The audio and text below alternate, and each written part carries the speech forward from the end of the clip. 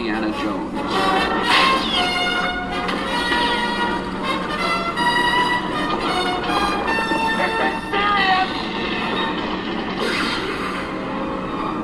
From Steven Spielberg and George Lucas.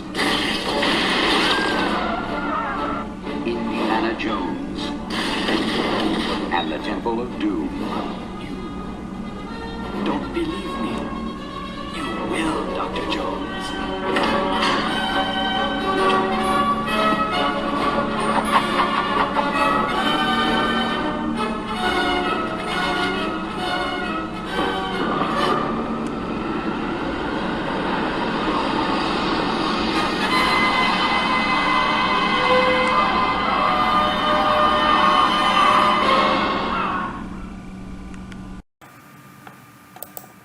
Indiana Jones and the Temple of Doom is the second installment in the Indiana Jones franchise that was released on May 23rd, 1984.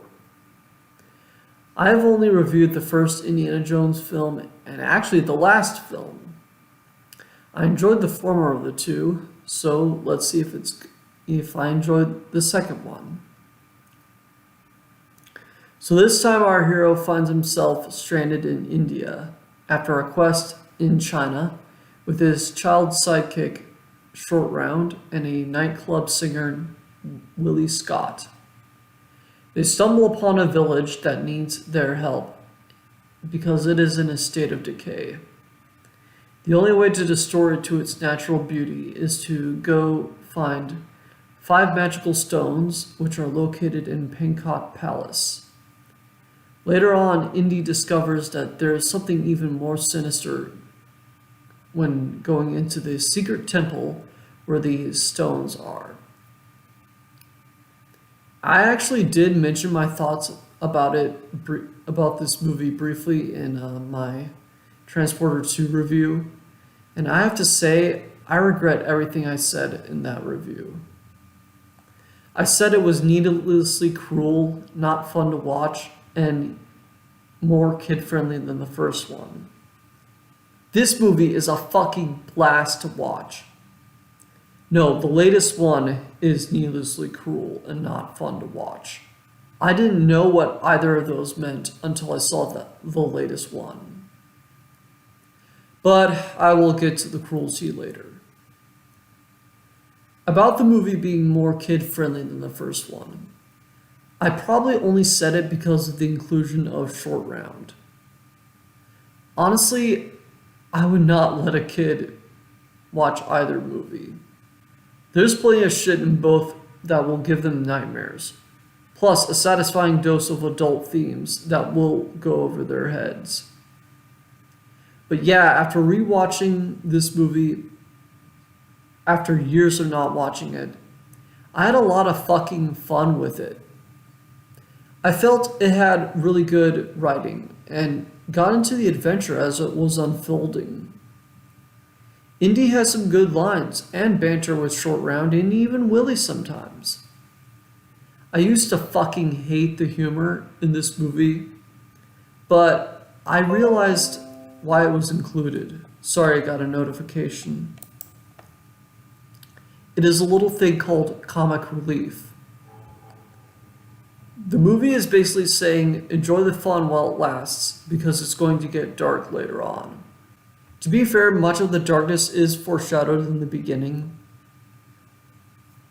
Also, this is very important.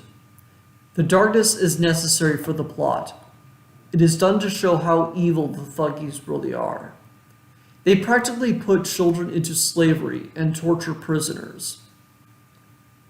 Even if you somehow manage to make it out alive, you'll wish you were dead. I would also argue that there is some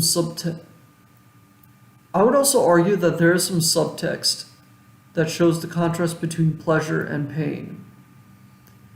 It is constantly shown throughout the movie, almost like it's a running theme.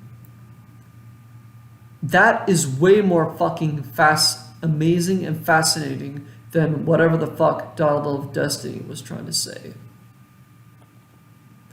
Now, I still do have my criticisms, like the character of Willie in general. She really could have worked. she really could have. If they would just lay off the fucking screaming. God damn, is it annoying.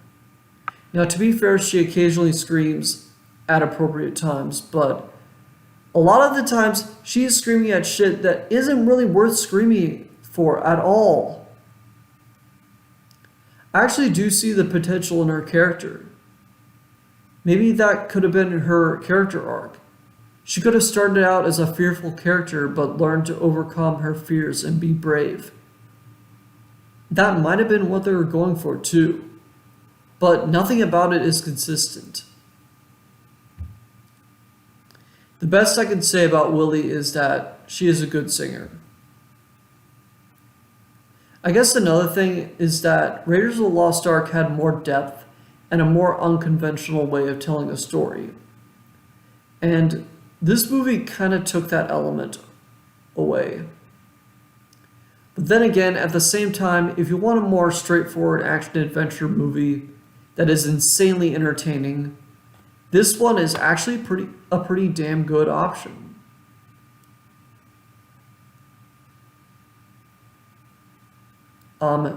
There's just something creative about it. And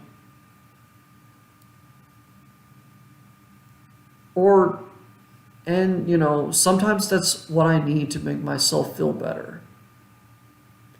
Surprisingly, Short Round is not one of my criticisms. Many people see him as an annoying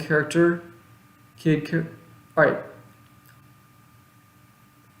Many people see him as an annoying kid character. Hell, I myself saw him as that for a little bit.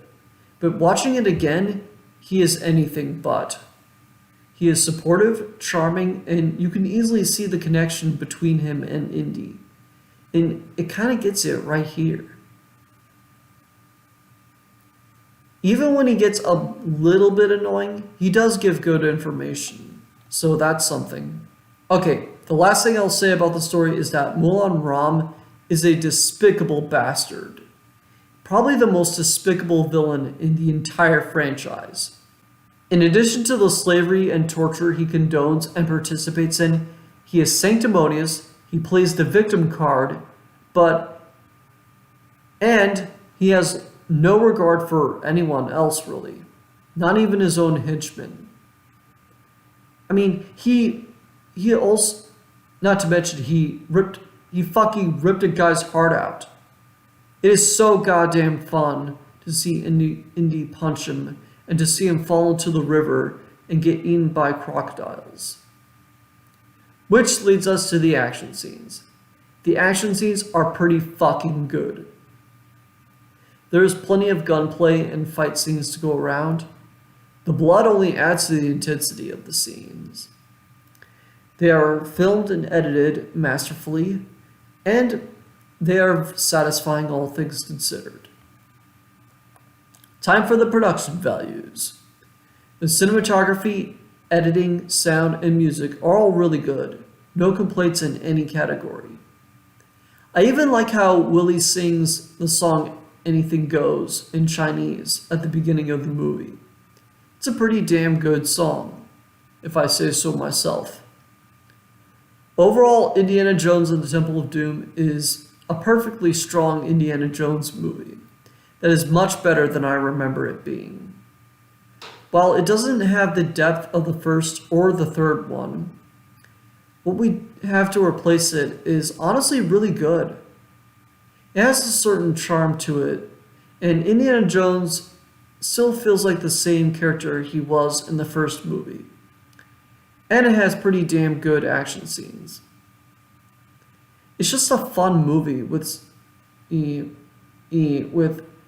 that to watch that just makes me feel like a kid again.